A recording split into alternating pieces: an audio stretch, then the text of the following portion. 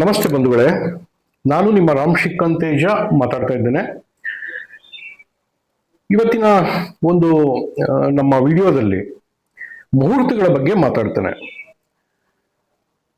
ಸಾಮಾನ್ಯವಾಗಿ ಯಾವ ಉದ್ದೇಶಕ್ಕೆ ಮುಹೂರ್ತವನ್ನ ಕೊಡ್ತೀವಿ ಅಂತಕ್ಕಂಥ ವಿಷಯ ತುಂಬಾ ಪ್ರಮುಖ. ಮದುವೆಗೆ ಮುಹೂರ್ತ ಕೊಡ್ತಕ್ಕಂಥ ಸಂದರ್ಭದಲ್ಲಿ ಪ್ಲಾನೆಟ್ಸ್ಗಳು ನೋಡ್ತಕ್ಕಂಥ ಕ್ರಮ, ಸಾಮಾನ್ಯವಾಗಿ ಮದುವೆಗಾದ್ರೆ ಶುಕ್ರ ಮತ್ತೆ ಮಂಗಳ ಗ್ರಹದ ಪ್ಲೇಸ್ಮೆಂಟ್ ಅನ್ನು ನೋಡ್ತೀವಿ. ಅದು ತುಂಬಾ ಬಲಯುತವಾಗಿರ್ಬೇಕು. ಸಾಮಾನ್ಯವಾಗಿ ಈ ಮದುವೆ ಅಂತಕ್ಕಂಥದ್ದು ಒಂದು ಭಾಗ, ಅದು ನೋಡುವಂತ ಕ್ರಮ ಬೇರೆ.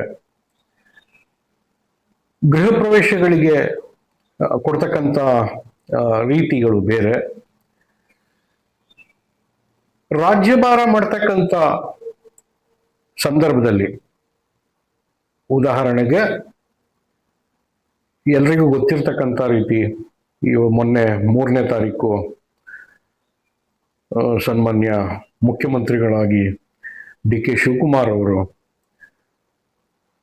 ಮುಖ್ಯಮಂತ್ರಿ ಸ್ಥಾನದಲ್ಲಿ ಕೂತ್ಕೊಳ್ತಕ್ಕಂಥ ಮುಹೂರ್ತ, ಆ ಒಂದು ದಿನಾಂಕದ ಬಗ್ಗೆ, ಆ ದಿನಾಂಕ ಅಂದ್ರೆ ಆ ದಿನದ ಒಳಗಡೆ ಇರ್ತಕ್ಕಂಥ ಮುಹೂರ್ತದ ಬಗ್ಗೆ ಸ್ವಲ್ಪ ಚರ್ಚೆ ಮಾಡಬೇಕು ಅನ್ನಿಸ್ತು. ಮೊದಲನೇದಾಗಿ ಡಿ ಕೆ ಶಿವಕುಮಾರ್ ಅವರು ಹುಟ್ಟಿರ್ತಕ್ಕಂಥ ಡೇಟ್ 15ನೇ ತಾರೀಕು.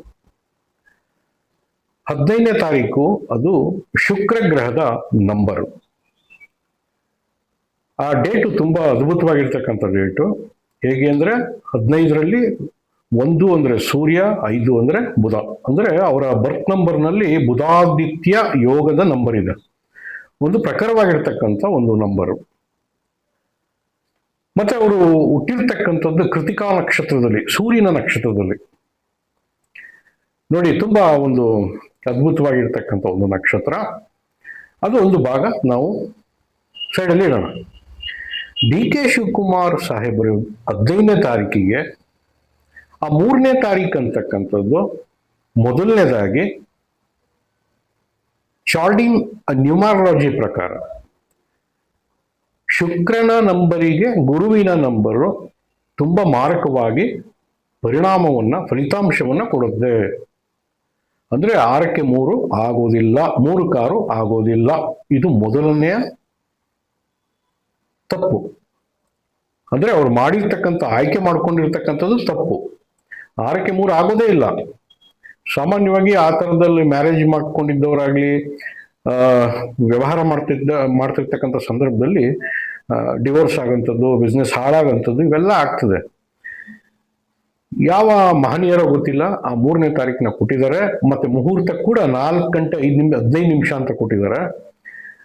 ಮೊದಲನೇದಾಗಿ ಡಿ ಕೆ ಶಿವಕುಮಾರ್ ಸಾಹೇಬರಿಗೆ ಅವ್ರ ಜಾತಕದಲ್ಲಿ ಉತ್ತಮವಾಗಿರ್ತಕ್ಕಂಥ ಗ್ರಹಗಳು, ಅವರ ದಶಾ ಭುಕ್ತಿ ಅದೆಲ್ಲ ಒಂದು ಭಾಗದಲ್ಲಿ ಪವರ್ಫುಲ್ ಆಗಿದೆ.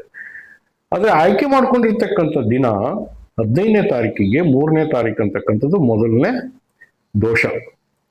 ಎರಡನೇದೇನಂದ್ರೆ, ಆ ಮುಹೂರ್ತದಲ್ಲಿ ಪುಂಖಾನುಪುಂಖವಾಗಿ ಬಹಳಷ್ಟು ಜ್ಯೋತಿಷಿಗಳು ಹೇಳ್ತಿದ್ದಾರೆ, ಅದ್ಭುತವಾದ ಮುಹೂರ್ತ, ಎಕ್ಸಲೆಂಟ್, ಹಾಗೆ ಹೀಗೆ.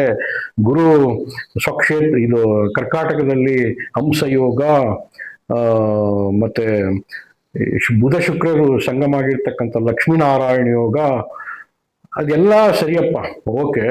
ಆದ್ರೆ ದೊರೆ ಕೂತ್ಕೊಳ್ತಕ್ಕಂಥ ಸಂದರ್ಭದ ಮುಹೂರ್ತ ರವಿ ಗ್ರಹ ಬಲಾಢ್ಯನಾಗಿರ್ಬೇಕು. ಸೂರ್ಯ ಗ್ರಹರು ಆಡಳಿತಕ್ಕೆ ಪ್ರಮುಖವಾಗಿರ್ತಕ್ಕಂಥ ಪ್ಲಾನೆಟ್ ಸೂರ್ಯ ಆ ಮುಹೂರ್ತದಲ್ಲಿ ತುಲಾ ಲಗ್ನ ಬರ್ತಾ ಇದೆ. ತುಲಾ ಲಗ್ನಕ್ಕೆ ಸೂರ್ಯ ಎಲ್ಲಿದ್ದಾರೆ ಅಂದ್ರೆ ಅಷ್ಟಮದಲ್ಲಿ ಕೂತ್ಕೊಂಡಿದ್ದಾರೆ, ಚಂದ್ರನ ನಕ್ಷತ್ರದಲ್ಲಿ. ಅಂದ್ರೆ ವೃಷಭ ರಾಶಿ ಒಳಗೆ ಸೂರ್ಯ ಅಷ್ಟಮ 8ನೇ ಮನೆ. ಅಂದ್ರೆ ಅದನ್ನ ನಾವು ಒಂಥರ ಏನಂತ ಕರಿತೀವಿ, ದುಸ್ಥಾನ ಅಂತ ಕರಿತೀವಿ. ದುಸ್ಥಾನದಲ್ಲಿ ಇರ್ತಕ್ಕಂಥ ಸೂರ್ಯ ಅಂದ್ರೆ ಕಟ್ಟಾಕ್ಬಿಡ್ತಾರೆ.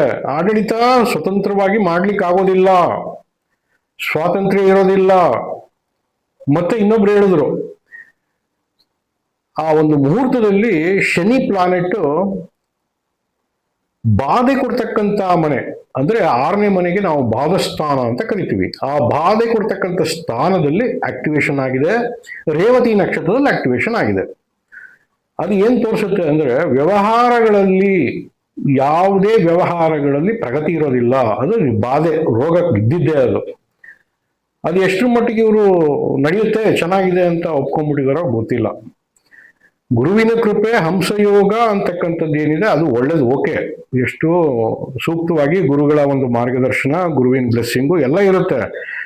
ಆದರೆ ಆ ಮುಹೂರ್ತದಲ್ಲಿ ರವಿಯ ಬಲ ಎಲ್ಲಿದೆ? ಸಪ್ತಮದಲ್ಲಿ ಕುಜ ತನ್ನ ಸ್ವಕ್ಷೇತ್ರನೇ ಇರ್ಬೋದು, ಅದನ್ನು ಕೇಂದ್ರ ಸ್ಥಾನವೂ ಹೌದು. ಆದ್ರೆ ಅಷ್ಟೊಂದು ಪ್ರಖರತೆ ಎಲ್ಲಿದೆ ಅದು ಅಂತ. ಮುಹೂರ್ತ ಯಾವಾಗ್ಲೂ ಆಡಳಿತ ಮಾಡ್ತಕ್ಕಂಥ ಸಂದರ್ಭದಲ್ಲಿ ಸೂರ್ಯಗ್ರಹರು, ಕಾಯಕಕ್ಕೆ ಸಂಬಂಧಪಟ್ಟ ಪ್ಲಾನೆಟ್ ಅಂದ್ರೆ ಶನಿ ಗ್ರಹರು ತುಂಬಾ ಚೆನ್ನಾಗಿರ್ಬೇಕು.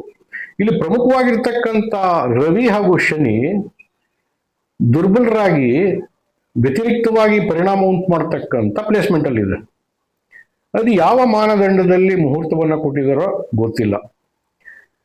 ಆದ್ರೆ ಗುರುವಿನ ಕೃಪೆ ಇದೆ, ಲಕ್ಷ್ಮೀನಾರಾಯಣ ಯೋಗ ಇದೆ ನೋಡಿ. ಭಾಗ್ಯದಲ್ಲಿ 9ನೇ ಮನೆಯಲ್ಲಿ ಲಕ್ಷ್ಮೀನಾರಾಯಣ ಯೋಗ. ಶುಕ್ರ ಅಲ್ಲಿ ಗುರುವಿನ ನಕ್ಷತ್ರದಲ್ಲಿ ಕೂತ್ಕೊಂಡ್ಬಿಟ್ಟಿದೆ, ಪುನರ್ವಸು ನಕ್ಷತ್ರದಲ್ಲಿ. ಅದನ್ನು ನಾವು ಯೋಚನೆ ಮಾಡಬೇಕು.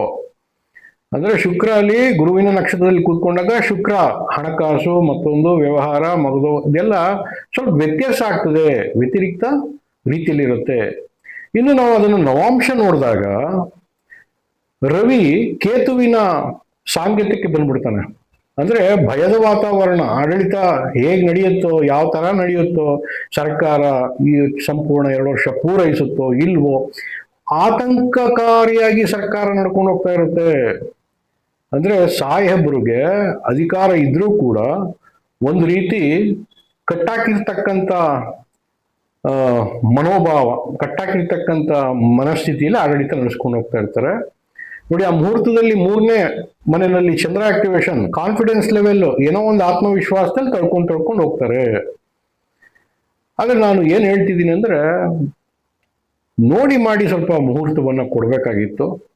ಡಿ.ಕೆ. ಶಿವಕುಮಾರ್ ಸಾಹೇಬರಿಗೆ 5ನೇ ನಂಬರು 5/14/23ನೇ ತಾರೀಕು, 2ನೇ ತಾರೀಕು, 11ನೇ ತಾರೀಕು, 20, 29ನೇ ತಾರೀಕು, ಏನಿಲ್ಲ ಅಂದ್ರು 6/15/24ನೇ ತಾರೀಕು, ಈ ರೀತಿ ಪವರ್ಫುಲ್ ಆಗಿರ್ತಕ್ಕಂಥ ಡೇಟ್ಗಳನ್ನ ಕೊಡಬೇಕಿತ್ತು. ನಕ್ಷತ್ರ ಓಕೆ, ಅವರಿಗೆ ಕೃತಿಕಾ ನಕ್ಷತ್ರಕ್ಕೆ ಆ ದಿವಸದ ಪೂರ್ವಾಷಾಢ ನಕ್ಷತ್ರ ಅಂತಕ್ಕಂಥದ್ದು ತುಂಬಾ ಒಲಿದು ಬರ್ತಕ್ಕಂಥ ಒಂದು ಒಳ್ಳೆ ತಾರೆ, ಅದೆಲ್ಲ ಸರಿ.